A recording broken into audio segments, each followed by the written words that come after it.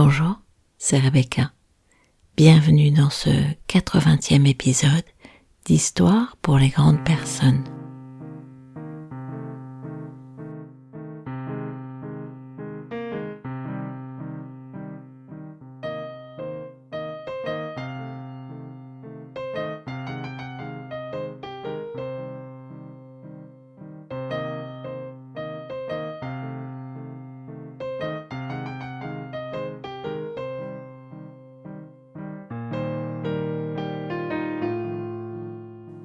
On lit comme on aime. On entre en lecture comme on tombe amoureux. Par Espérance. Christian Bobin. Alors elle me tombe dessus cette citation parce que c'est ce que nous allons faire aujourd'hui. Je vais vous raconter une histoire et mon attente c'était cette forme justement d'espérance de nous emmener ailleurs, dans du beau, dans un environnement qui coupe avec le quotidien, avec la vilainie, avec la violence, avec les commentaires débiles sur Insta et ailleurs. Et j'ai choisi une histoire d'Henri Gougaud. Je vais vous la raconter. Fermez les yeux, installez-vous, écoutez les mots, écoutez ce poète, ces images, ces formules qui, à elles seules, nous font voyager bien loin dans un univers coloré, délicat, un peu oublié. Et donc, oui, parce qu'il y a un et donc, écoutez juste. L'histoire s'appelle La 3 fois tuée. Et je crois que je vous l'ai dit, c'est une histoire d'Henri Gougaud. Rouchy Ouza. Oh, quelle beauté! Elle était ondulante et svelte, comme la reine des roseaux. Son regard faisait rire Dieu. Les étoiles tombaient du ciel et se changeaient en graines d'or pour nicher dans sa chevelure. Et même les âmes des enfants futurs voltaient autour de son corps, en la suppliant d'être mère. Il était établi que les caresses de ses mains auraient fait gémir les lions, s'ils avaient osé l'approcher. Avec les filles du village, un matin, elle s'en alla à la colline des Manguiers. Long fil sur le sentier, robe vive, rire pointu, pas léger, chants offerts au vent. Rouchy Ouza allait en tête. Sur le chemin, elles passèrent devant un champ où travaillaient des laboureurs. Venez là, merveille, miracle. Voyez ces voleuses de cœur. Voyez comme leurs hanches dansent. Voyez celle qui les conduit, le soleil lui baise les pieds. Quelle noblesse, quelle beauté. Mais oui, c'est Rouchy Ouza la joyeuse. La pure aux sandales ailées. Vous avez entendu, son regard faisait rire Dieu, les étoiles tombées du ciel se changeaient en graines d'or, le soleil lui baise les pieds. Les filles du village passèrent en hâte, craintives, l'une et l'autre se bousculant. Les cris des hommes s'éteignirent derrière elles. Une voix dit parmi les filles, et là vous reconnaissez l'incursion du monde réel dans cette jolie histoire. Envoie celle qui va devant. Et nous les autres, nous les passantes. Rouchy Ouza, viens au milieu. Alors elles continuèrent et parvinrent près d'une source où s'abreuvaient des voyageurs. Elles se firent interpeller. Où courez-vous, fées et déesses? Voulez-vous boire dans nos mains? Non, pas toi, ni toi non plus. Non, votre reine. Rouchy Ouza, la sans pareille. Même à l'ombre, elle est au soleil. Les jeunes filles s'éloignèrent, le front bas, la bouche arquée, et une voix vinaigrée et couina. Ouais, on voit celle du beau milieu, la chemine, la fortunée, la mère du chef, la hautaine, quand elle voyage avec ses gens. Et puis elles continuèrent, arrivant à une prairie. Des archers aiguisaient leurs flèches, penchés sur un feu crépitant. Ils se dressèrent et s'écrièrent. Voyez ces musiques vivantes, ces rêves sortis de la nuit. Ces rêves sortis de la nuit. C'est beau, non?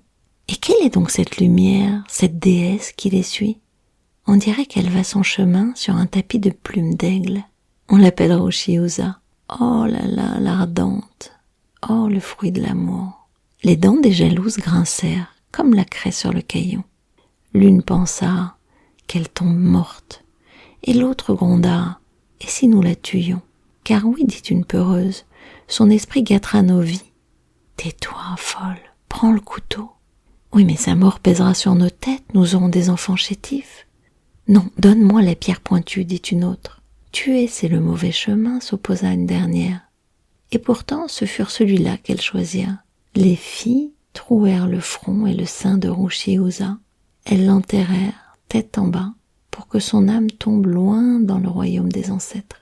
Puis, les mains encore sanglantes et le cœur barbouillé de boue, elles reprirent leur route longue vers la colline des manguiers. Alors, bah oui, parce que il s'agit d'un conte. Alors, dans la terre mouillée, la vie revint au corps, splendide. Ce dernier se tordit, se fit racine, se fit germe et rameau de bois. Il se hissa droit, dans l'air limpide, se fit ébène, trique dur, bâton nerveux, svelte comme Rushiusa. Rushiusa revenu vive des ténèbres. Trique d'ébène s'élança à la poursuite des méchantes. Elle les rejoignit et chanta. Cœur et corps et âme de bois, moi aussi je veux être heureuse, je suis Rushi, je suis Usa, attendez-moi, mes sœurs tueuses. Elles franchirent un gué de torrent, s'enfoncèrent sous les feuillages, cheminèrent en silence, lourds. Elles passèrent devant les huttes d'une troupe de charbonniers. Où courez-vous, folle merveille? Venez à nos charbons ardents. Mais qui danse là sur vos têtes? Un oiseau? Non, trique d'ébène, qu'elle est belle, qu'elle chante bien. Laissez-nous l'écouter, vous autres. Chut, chut, chut, silence, allez votre chemin. Alors les filles s'enfurent par le sous-bois. L'une pensa, maudit bâton. L'autre, enragée, grogna du nez et laissa tomber de sa bouche. Brisons-le, brûlons-le, éparpillons-le. Brûler une trique d'ébène, dit la craintive. Ah, misère, nous serions maudites. Tais-toi, folle, allume le feu. Mais elle nous protège des brigands. Pourtant, c'est le chemin qu'elles prirent. Brûler la trique d'ébène. Le feu dévora le bâton, trique d'ébène se fit cendre, on jeta ses cendres dans le torrent, mais l'eau vivace les rassembla, les rendit au roc du rivage. Le soleil vint et les pétrit. Il fit d'elle une meule ronde incrustée de grains d'or, d'argent, aussi rieur et scintillant que les yeux de Rushiusa. Et elle reprit vie. Elle prit voix, roula à la poursuite des méchantes. Moi aussi, je veux être heureuse, je suis Rushi, je suis Usa. Attendez-moi, mes sœurs tueuses. Elles coururent les bras au ciel, dépassèrent la colline, oublièrent les manguiers. Et au bout du fleuve, elles rencontrèrent 7 pêcheurs au filet volant. « Venez vous baigner, belles filles, enlevez vos pagnes, vos colliers. »« Oh, regardez qui les poursuit, une meule aux 1000 regards. Elle ressemble à Rushiusa. Quelle splendeur !»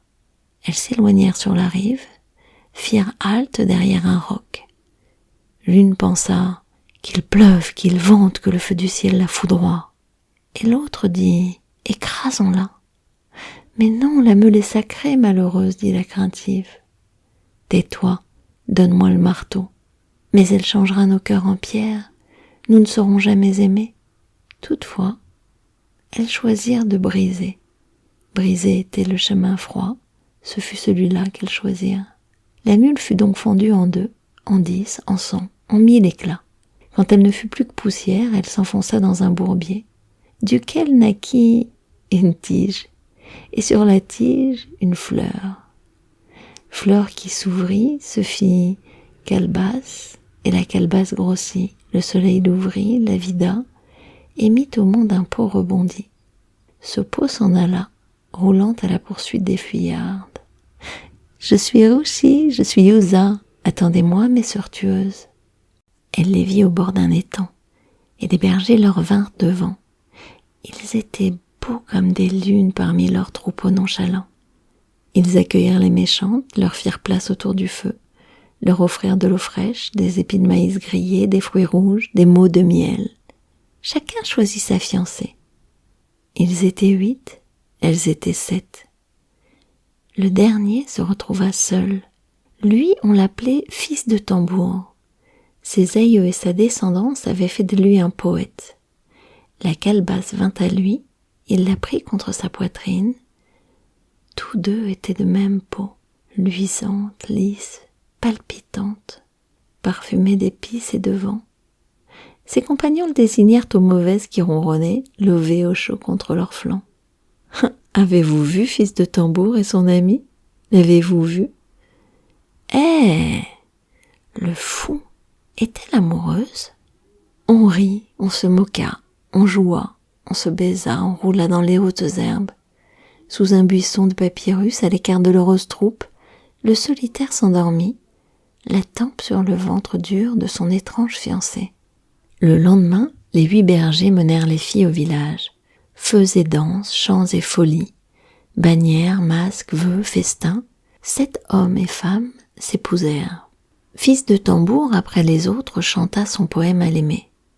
Qui était-elle ? Un ustensile, une pauvre courge évidée ? On railla sa stupidité. Mais qu'importait à l'amoureux ? Le Créateur n'eût pu trouver plus fière, plus tendre parole pour accueillir dans son jardin le soleil du premier matin. Il confia son épousée à la garde de sa cadette. « Une calebasse, ta femme ? Tu me fais honte, frère aimé. » Et elle la suspendit dans la cour, s'en fut aux travaux du jour. Et en passant près d'elle, au soir tombé, elle dit à voix haute « La calebasse de mon frère ne nettoie pas les pots de lait, que le diable lui troue la peau. » La cadette alla dormir, se leva, sortit à l'aube, cracha dans l'herbe mouillée, et puis continua à se plaindre. La calebasse de mon frère n'occupe pas les gâteaux de mil, que le diable la décarcasse. Puis elle partit tisonner les braises, et au soleil pesant du midi, elle s'assit à l'ombre du mur. Avec colère, elle continua. La calebasse de mon frère ne passe jamais le balai, que le diable la crache au vent. Enfin, elle reprit son travail ménager, et à l'heure où le soleil s'endort, elle vint se planter devant la calebasse, et s'adressa à elle. Calebasse qui ne dit rien, qui ne fait rien, qui ne veut rien. Parle-moi, sinon je te tue. C'est alors qu'une voix ténue répondit. Sœur cadette de mon époux, je me cache, pardonne-moi, le jour m'effraie, la nuit aussi.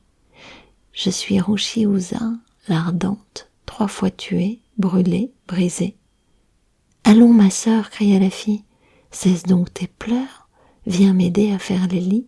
C'est alors que la resplendissante épousée descendit de la calebasse, puis Fils de Tambour vint à la nuit, la vit, et s'émerveilla.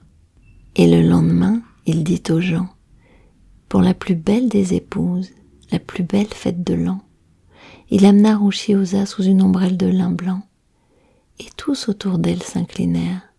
Les hommes devant ses pieds nus balayèrent les brins de paille, les poussières, les cailloux fins. Et les tueuses ne dirent rien. Je vous ai dit pas d'histoire, pas de morale, juste des mots. Alors je ne sais pas si vous les avez trouvés beaux. Moi j'adore les formules, j'adore les images. Mais finalement je peux pas m'empêcher de me dire que il est question de jalousie, il est question de conformisme, il est question de méchanceté, il est question de vengeance, il est question d'exister malgré les autres. Finalement, il est question de tout ce qui est très contemporain. Merci d'avoir écouté cette histoire. Si vous laissez un commentaire sur Apple Podcast, ça aide ce podcast à émerger. Si vous mettez des étoiles sur votre Spotify, ça aide ce podcast à émerger. Si vous l'écoutez sur YouTube, tant mieux. Bref, on se retrouve sur toutes les plateformes de podcast. Je vous donne rendez-vous dans 15 jours. Merci, à bientôt.